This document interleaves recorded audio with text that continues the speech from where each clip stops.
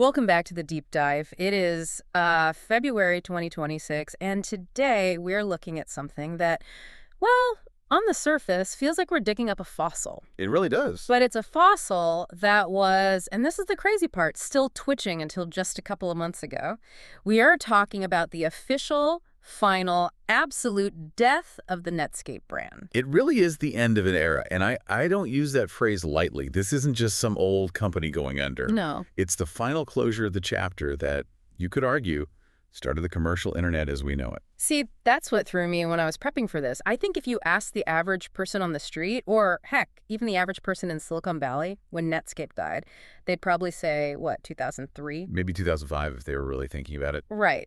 But the actual heartbeat, the last official service, stopped on November 30, 2025. That's the date. That was the day they finally killed the ISP service. Which is just wild to me. The idea that in late 2025, while people are using AI assistants and VR headsets, there was someone somewhere paying $9.95 a month for a Netscape dial-up account. It is surprising that it lasted that long, honestly. But, legacy services have a very, very long tail. I guess so. That date, though, November 30, 2025, that marks the true discontinuation.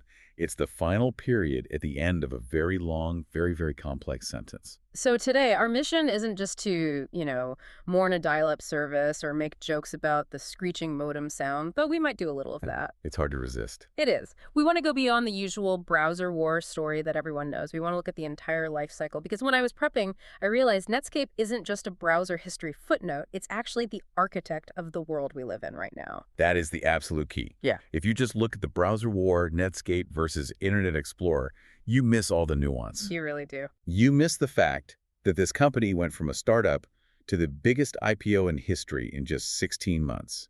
You miss the weird origins involving Nintendo, of all companies. We have to get to that. And you miss the fact that the technical legacy of Netscape is basically the operating system of the modern web. That's the part that just gets me. We're going to talk about how a company goes from having, 90% market share to less than 1%, and yet if they hadn't existed, we might not have the internet as we know it today. It's a paradox, right? A complete business failure in the long run, but a technological triumph that fundamentally defined how the world communicates and does business. Okay, so let's unpack this. And I really want to start with the origin story, because this is one of those things that sounds like a tech urban legend, but it's completely real. It is. We all associate Netscape with the web, with browsers, with the information superhighway, but the original pitch wasn't for a browser at all.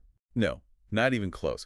And this is one of the great what-if moments in tech history. Yeah. I mean, if things had gone just slightly differently, we would not be talking about a browser company. And it all involves Nintendo. It does. So let's set the scene. It's early 1994. You have Jim Clark, A legend a total legend in Silicon Valley. He founded Silicon Graphics SGI. These are the high-end machines that, made the dinosaurs in Jurassic Park. Right, the super expensive, powerful workstations that everyone in Hollywood wanted. Exactly. So Clark is looking for his next big thing.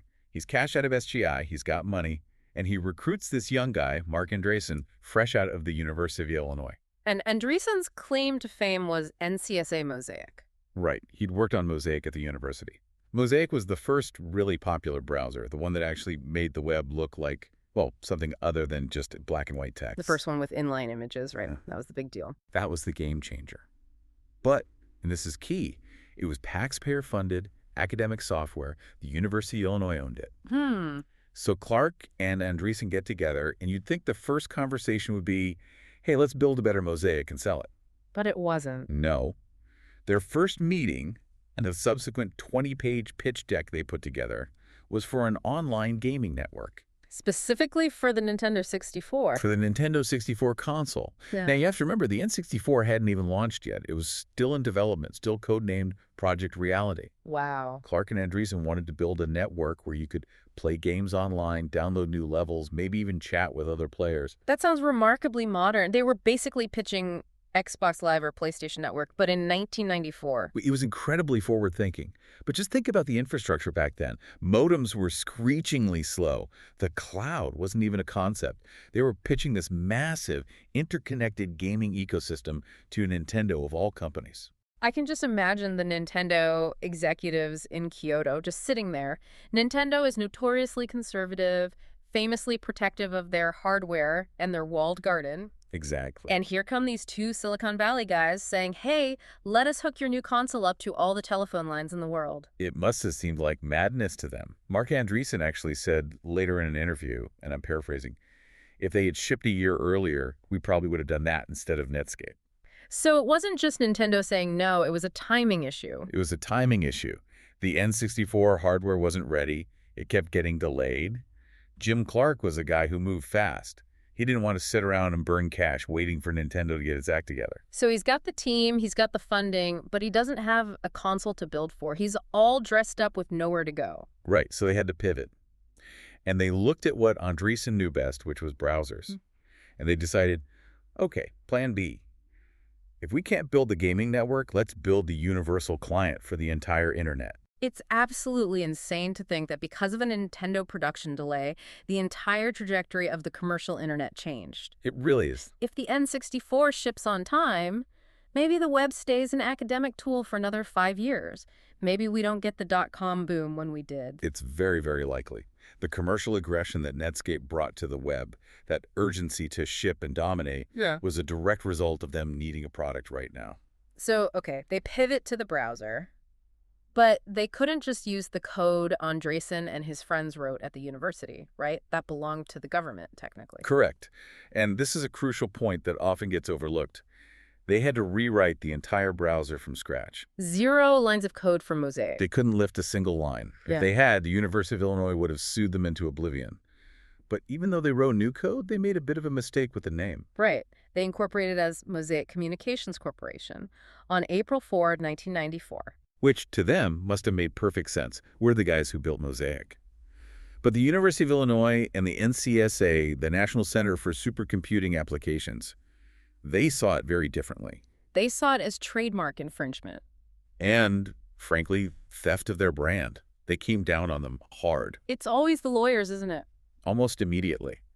So there was legal trouble from day one. They had to change the name. They officially adopted Netscape on November 14th, 1994. And that name came from an employee. Yeah, a guy named Greg Sands apparently coined it, which is a great name, but even that had issues. Wait, Netscape sounds so generic now, but back then, didn't Cisco have a claim on it or something similar? They did. Cisco Systems held a trademark on a product called Netscape. But Jim Clark, being the formidable dealmaker he was, managed to work that out. Probably involved a fairly large checkbook. I imagine so. But before they settled on that polished corporate image of Netscape, we have to talk about the internal culture. Because this tells you everything you need to know about their attitude. So you're talking about the lizard? I am talking about the lizard. The internal code name for the browser project was Mozilla. Which, of course, everyone knows today because of Firefox and the Mozilla Foundation. But let's break down where that word actually comes from, because it's not just some cute, made-up name. No, it's a portmanteau. It stands for Mosaic Killer. Mosaic Killer. That is so aggressive. It is. That's not, we are here to compete in the marketplace. That is, we are here to find our main competitor and murder them. He was incredibly aggressive. Their stated goal was to displace NCSA Mosaic as the #1 browser in the world. Full stop. They wanted to wipe it off the map. And they had a mascot to go with the name. Oh, they did. An employee named Dave Titus drew this cartoon, Godzilla-like lizard. Was it literally crushing things? Literally. It was this green and purple monster, and they had different versions of it. Sometimes it was breathing fire, sometimes it was crushing buildings, sometimes it was stomping on the NCSA logo. It was on their website in the very early days. It represented that raw startup energy. We are pirates. We are here to destroy the old guard and build something new. But that doesn't exactly fly when you're trying to sell enterprise server software to, I don't know, Citibank or General Electric? No. Please trust us with your secure e-commerce transactions. And by the way, here is a giant green lizard destroying a city. 3/4, 75%, in 4 months. I don't think we see adoption rates like that even today. Maybe, ChatGPT comes close? Maybe. But even then, this was software you had to actively seek out and download over a screeching 14.4K phone line. It was because the product was just objectively superior to everything else. NCSA Mosaic was great for its time, but Netscape was faster, it was more stable, and had this killer feature. What was that? It loaded the text of a web page first, so you could start reading while the images were slow loading in the background. Oh, that's right. I remember that. That sounds so trivial now, but on a slow modem, that was an absolute game changer. It was the first tool that made the web feel usable, not like a chore for a normal person. There's this fantastic quote I found from Macworld magazine in May of 1995.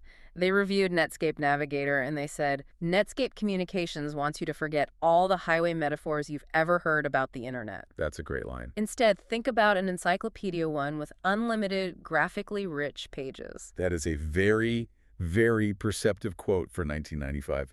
It really is, because up until then, all we ever heard was information superhighway, which sounds like transit. It sounds like a commute. It sounds like work. Exactly. A highway is just a functional way to get from point A to point B. It's pavement and signs. But an unlimited encyclopedia with graphically rich pages, that sounds like magic. That sounds like exploration and discovery. And that's exactly what Netscape delivered. It was the tool that turned the internet from a text-based academic network into a visual, commercial, and cultural medium. And that visual medium, that promise of a new world, is what triggered the next massive phase of the company's life. The money. August 9, 1995. This is a date that is etched into financial history. The IPO. The initial public offering. Now, the context here is just so important. Netscape had only officially existed as a company for about 16 months. That's nothing. Usually a company waits years to go public. You want to show a long track record. You want to show steady profits, predictable growth. And Netscape, they didn't have profits, did they? No. They had revenues, and the revenues were doubling every quarter, which is incredible. But they were burning cash like crazy to grow. They were not profitable. By any traditional Wall Street standard, they were not ready to go public. But the hype was something else entirely. It was off the charts.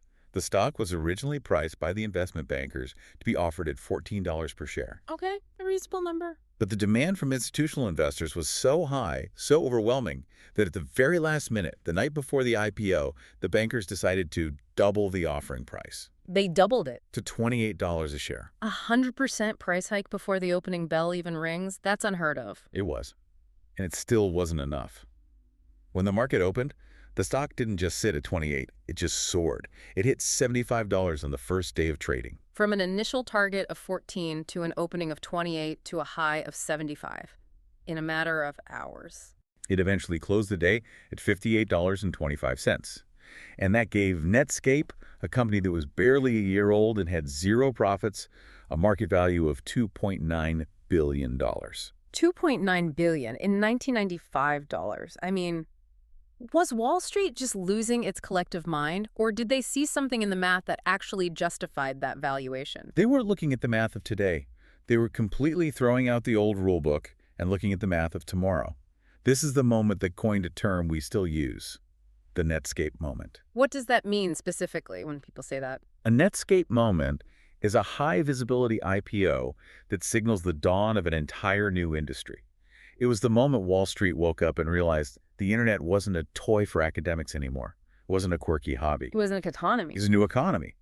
This single IPO kickstarted the investment craze that became the dot-com bubble. Suddenly, every venture capitalist in the world was desperately looking for the next Netscape. And it turned the founders into instant celebrities. I mean, I remember the photos. Oh, absolutely. They had this brilliant PR strategy led by Roseanne Cianino that intentionally positioned Mark Andreessen not as a button-down CEO, but as a rock star programmer. I have this image burned into my head. Wasn't he on the cover of Time magazine? Yes. Barefoot. Barefoot on the cover of Time magazine. Sitting on what looks like a throne, basically. Mm. It was the perfect visual metaphor. It was the absolute antithesis of the old guard IBM or Microsoft executive in a gray suit. Right. It was a declaration that said, the geeks have inherited the earth. And for a while there, it really seemed like they had. It shifted the center of gravity in business from the East Coast finance types to the West Coast engineer types. So they have the money, they have the fame, they have 90% of the market. They are, for all intents and purposes, the kings of the world. But now they have to actually build the future they promised. And this is where we need to slow down and really look at the technology they created. Because I feel like people give Netscape credit for the browser, but they forget what was actually in the browser, the stuff that's still with us. This is the part of the story I find the most compelling. Because while the company died, the code lived on.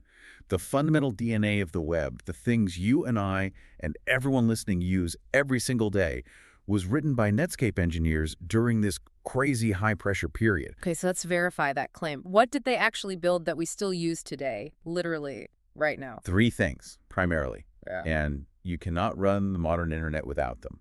First, and maybe most importantly, JavaScript. The language of the web. The programming language of the web. It was created by Brendan Eich, one of the early Netscape employees. And the story behind it is just legendary.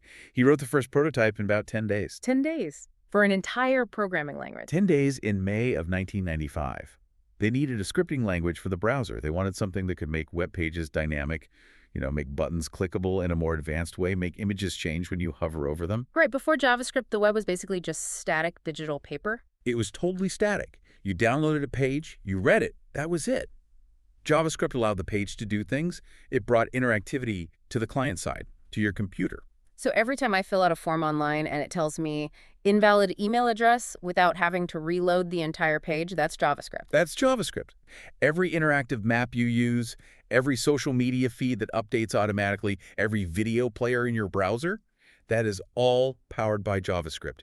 It is by far the most widely used programming language in the world, and it was born at Netscape. Okay, so that's a massive one. What's number 2? Cookies. Ah, yes. The thing everyone loves to hate, the reason I have to click accept all on every single website I visit. Created by another founding engineer, Lou Montulli. Now, we think of cookies today primarily as these annoying tracking devices for ads, but we have to understand the original problem they were invented to solve. Right. They weren't invented to spy on us, were they? No, not at all. They were invented because the fundamental protocol of the web HTTP is stateless. Okay, what does stateless mean in plain English for someone who's not a programmer? It means the web server has total amnesia. Every single time you click a link or load a page, the server treats you like a complete stranger it's never seen before. It has no memory of your previous visit. None whatsoever. So without cookies, you couldn't log into a website. Why not? You'd type in your username and password and hit enter. The server would say, okay, you're logged in, and show you your homepage. But then as soon as you clicked on View Inbox or Add to Cart, the server would have forgotten who you were and say, who are you? Please log in again. So a cookie is basically just a name tag that your browser wears. That is the perfect analogy. It's a tiny little text file stored on your computer that the browser sends back to the server with every single request. It just says, hey, it's me again. I'm user 1234. And without that, you have no shopping carts, no user accounts, no personalization of any kind. The entire commercial web is impossible without them. So they invented the ability to have a persistent session, to actually do business online. Exactly. And speaking of doing business, that leads directly to the third great innovation, SSL, Secure Sockets Layer. The little lock icon in the URL bar that we all look for? The lock icon. It was later renamed TLS, Transport Layer Security, but Netscape developed the original SSL to secure online communications. Before this, sending any data over the internet was like sending a postcard through the mail. Meaning anyone handling the postcard along the way could just read it. Any hacker, any network administrator, anyone sitting between your computer and the server could just grab that data out of the air and read it in plain text. So if I sent my credit card number to a website, anyone could have intercepted it. Yeah. Netscape realized very early on that if people were going to buy things online, which was their entire business model, they needed encryption. They needed a way to wrap that digital postcard in an unbreakable envelope. So let's recap. JavaScript makes the web interactive. Cookies make it personal and commercial. And SSL makes it secure. You literally cannot use the modern internet without those 3 things. Amazon, Google, Facebook, your online banking application, they all rest on that foundational tripod of technologies that Netscape pushed out in a frantic 2-year period. That is the absolute definition of a lasting legacy. But they didn't just stick to the basics, did they? They started to get a little ambitious. I see communicator in our outline here. Right. They started to expand. They moved from Netscape Navigator, which was just the browser, to Netscape Communicator, which was a full suite of applications. It had email. It had mail and news groups, an address book, and an HTML editor called Composer. I remember Composer. It was like a very, very basic word processor, but for making web pages. I think I built my first terrible flashing text GeoCities site with Composer. A lot of people did. Yeah. It was a tool that was democratizing web creation for non-programmers. But they also tried to push heavily into the server software market. They had products like SweetSpot and NetSite Commerce. They were trying to own the entire ecosystem. The whole stack. From the server running in the data center to the browser on your desktop, they wanted it all to be Netscape. But not everything they touched turned to gold. There was this thing called push technology, Netcaster. What was that about? Oh, Netcaster. This was the big idea of the web top. The theory was that instead of you having to go to a website to check the news or your stock portfolio, the website would push that information directly to your desktop background, updating it constantly. Like a dynamic wallpaper or a ticker tape running across your screen? Sort of. Netscape thought this was the future. They genuinely believed the browser was going to replace the Windows desktop entirely. But in reality, what happened was businesses just used it to push ads. Of course they did. And it was resource heavy. It slowed everything down. It was profoundly annoying. It was a classic case of a company falling in love with its own technical capability versus asking, does the user actually want or need this? And this brings up a criticism that really started to plague them around this time. The charge of featureitis. Yes. The criticism, which was very valid, was that Netscape was prioritizing cramming new features into the product over making the existing features stable and fast. They were running so fast to stay ahead that the software itself became bloated. It started crashing a lot. And when you are the gateway to the internet for 90% of the world and you start crashing people's computers, that opens a very, very wide door for a competitor. And speaking of competitors, we have to talk about the villain of the story. Or, depending on your perspective, just the other 800-pound gorilla in the room. Microsoft. The browser wars.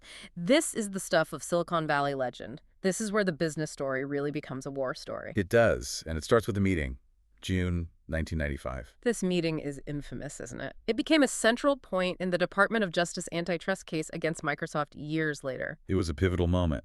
Microsoft executives visited Netscape's headquarters in Mountain View. Okay, so set the scene for us. Netscape is the hottest company on the planet, the darling of Wall Street.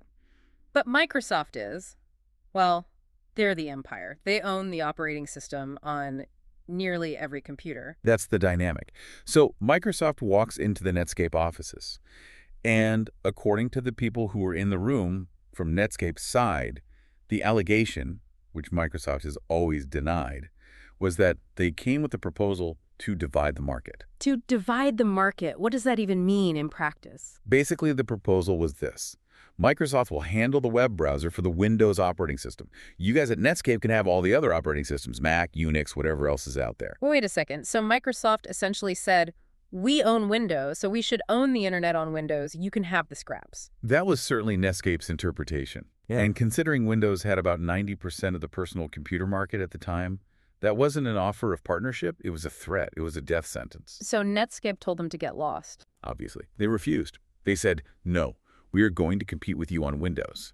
And from that moment, the war began. Just a couple of months later, Microsoft released Internet Explorer 1.0, bundled inside the Windows 95 Plus pack. And here's a really fun, ironic fact. IE wasn't built from scratch by Microsoft, was it? No. Remember how we talked about NCSA Mosaic, the code that Netscape couldn't legally use? Yes. Microsoft went to a different company called Spyglass, which had legally licensed the Mosaic source code, and they licensed it from them. That is just dripping with irony. So Internet Explorer and Netscape share a common ancestor in the original Mosaic code. They are, in a way, cousins fighting to the death. Exactly. Now, to be fair, IE 1.0 and 2.0 were honestly pretty bad. They were slow, they were buggy, they didn't really threaten Netscape's dominance initially. But Microsoft has two things that Netscape didn't. Infinite money and total control of the operating system. By 1996, they released IE 3.0. And that was the first serious competition. It was actually a pretty good browser. It supported a lot of new technologies. But then came IE 4.0 in 1997. And this is where Microsoft played their ultimate ace card. The bundling strategy. They didn't just bundle it, they integrated Internet Explorer directly into the Windows operating system. It wasn't a separate program anymore, it was part of the desktop, part of the File Explorer. You couldn't uninstall it.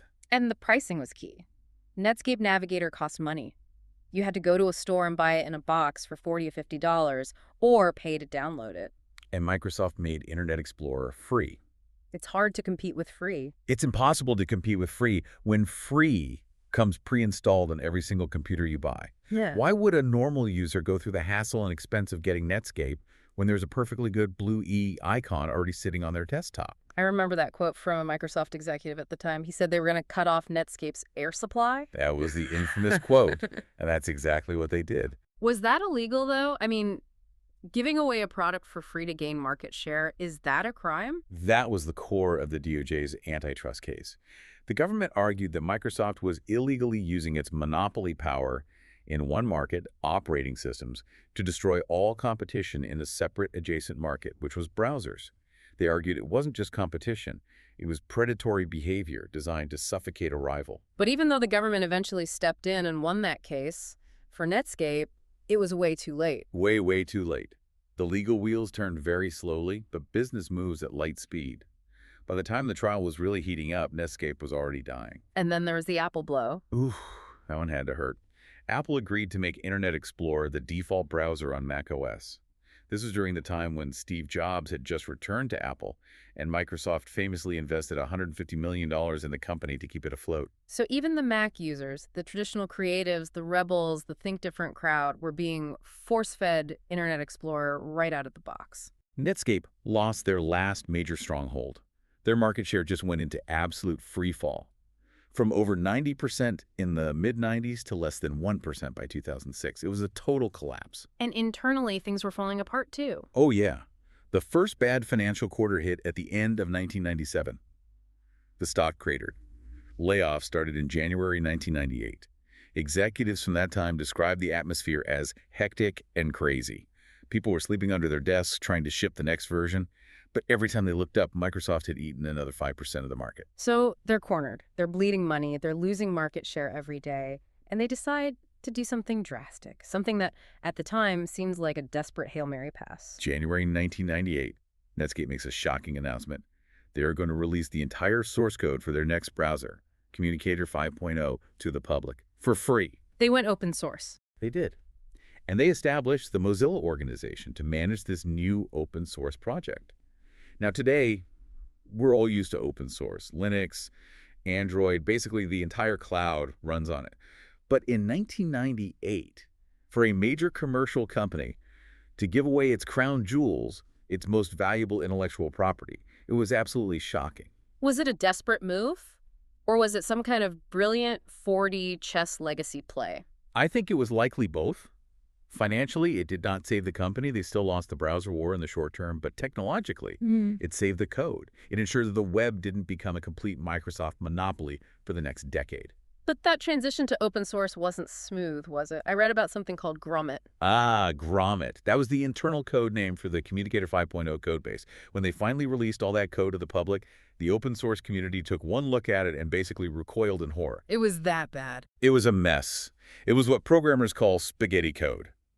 Years of rushing features out the door, patching bugs on the fly, working under intense crunch. It had made the code incredibly complex and unmanageable. It was very, very difficult for outside developers to understand it, let alone contribute to it. So they couldn't just patch it up and keep going. No. The newly formed Mozilla Organization made an incredibly controversial and brave decision. They decided to scrap it, the whole thing. They threw it all away. They decided to rewrite the browser's layout engine from scratch. Rewriting from scratch. In software engineering, isn't that usually considered a cardinal sin? The one thing you should never do. It is. There's a famous essay by Joel Spolsky about this very topic. When you rewrite from scratch, you throw away years and years of accumulated knowledge and bug fixes. You go dark for years while you rebuild, and that's exactly what happened. And while they were in the dark, rewriting, Microsoft was just winning. Completely.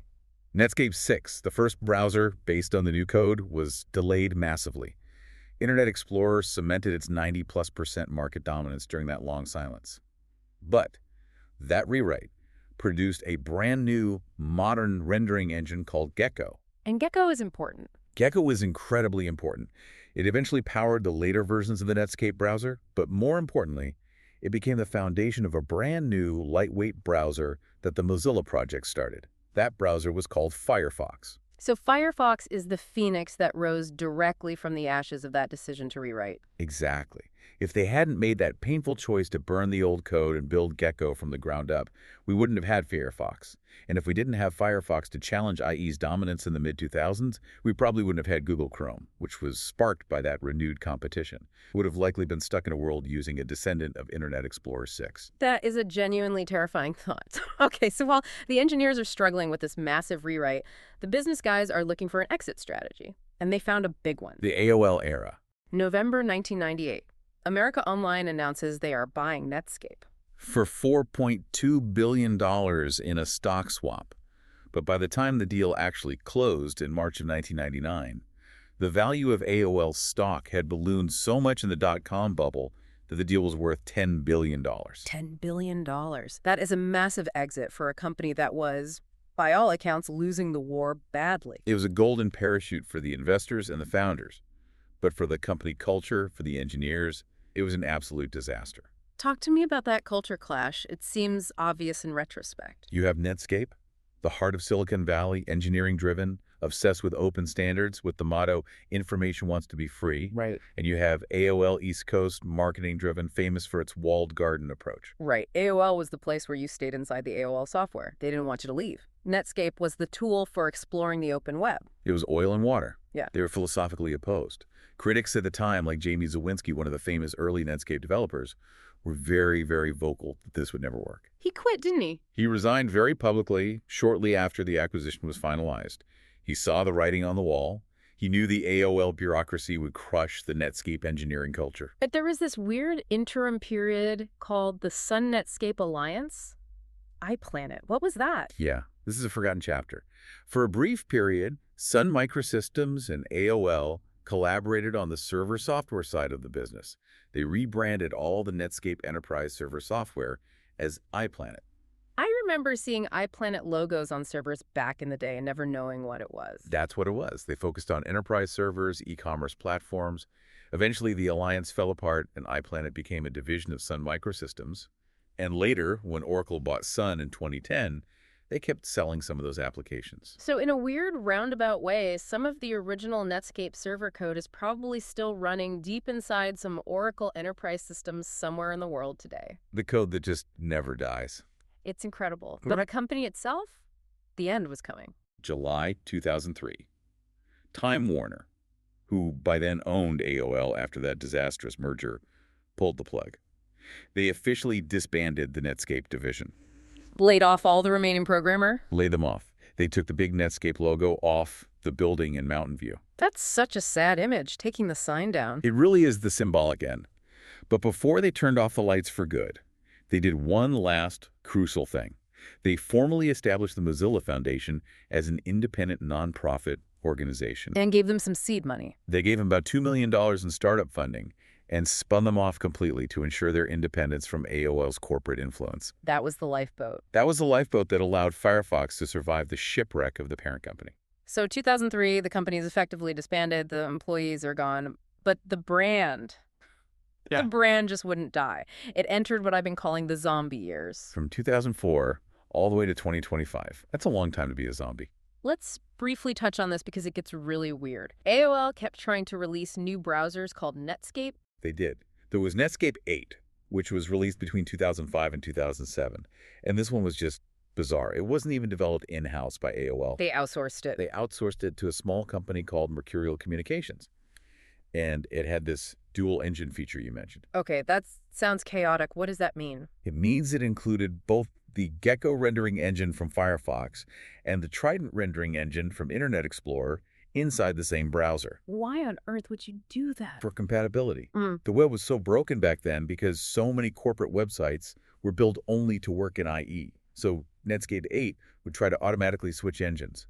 If it detected a site was on a compatibility list, it would use the IE engine. If not, it would use the Firefox engine. That sounds incredibly dangerous from a security perspective. It was. It effectively exposed users to the security vulnerabilities of both browsers at the same time. And it led to this one specific failure that is just legendary in how bad it was. Netscape 8 actually broke Internet Explorer's ability to open XML files. How did it do that? Simply by opening the Netscape browser once, it would damage a global Windows registry key. So even if you closed Netscape and went back to using regular IE, your XML files wouldn't open properly anymore. You had to manually go into the registry and fix it. Wow, talk about a mosaic killer. It was killing the Windows registry. That's just sad. It was a total mess. So then they tried one last time with Netscape Navigator 9 in 2007. This one was built in-house, though. Yes, this one was developed by AOL. It was based on Firefox 2. It had a retro green and gray interface. And it was actually a decent, solid browser, but it was just too little, too late. The world had moved on. Nobody cared anymore. And support for that was officially ended in 2008. March 1st, 2008. AOL officially stopped all support and development.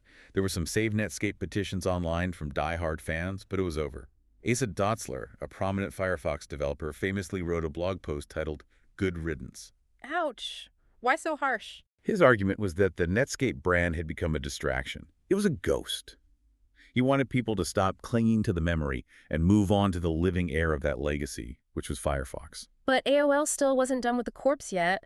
They tried to turn Netscape.com, the website, into a social news site. Propeller.com. Oh, right. I vaguely remember Propeller. In 2006, they rebranded the Netscape.com portal as a Dig clone. Users could submit stories and vote them up or down. Dig was huge back then. It was.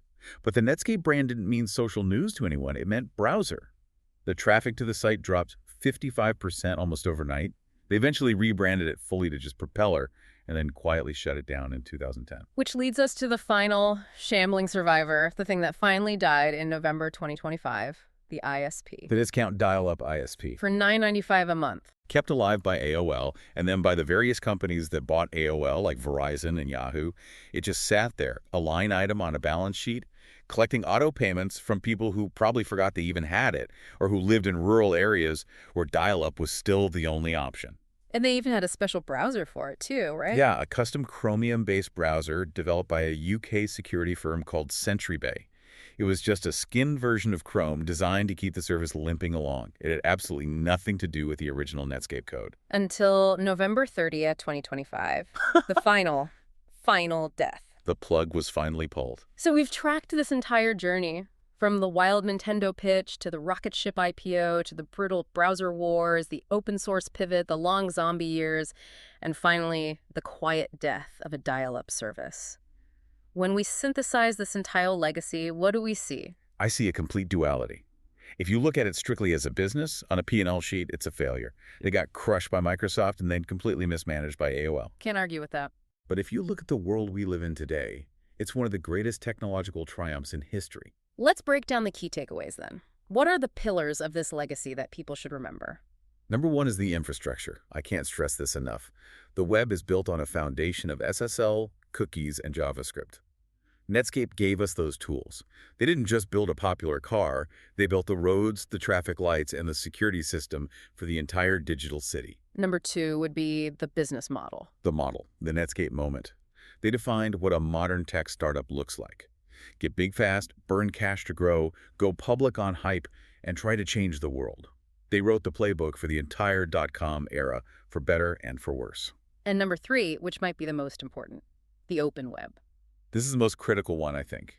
If they hadn't made that desperate, crazy move to create Mozilla in 1998, if they hadn't released that code into the wild, we might still be living in a browser monoculture where one single company owns the doorway to the internet.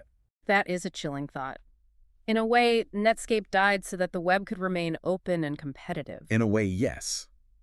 They took the hit from Microsoft, and their death created the opening for Firefox, which in turn created the opening for Chrome. They broke the monopoly by sacrificing themselves. I want to leave our listeners with a final provocative thought. Let's go all the way back to that Nintendo pitch, the very beginning. Okay. If that had worked, if Netscape had become an online gaming network for the Nintendo 64, it's possible the World Wide Web would have remained an obscure academic tool for physicists for another 5 or even 10 years. It's very possible, yeah. So my question is this.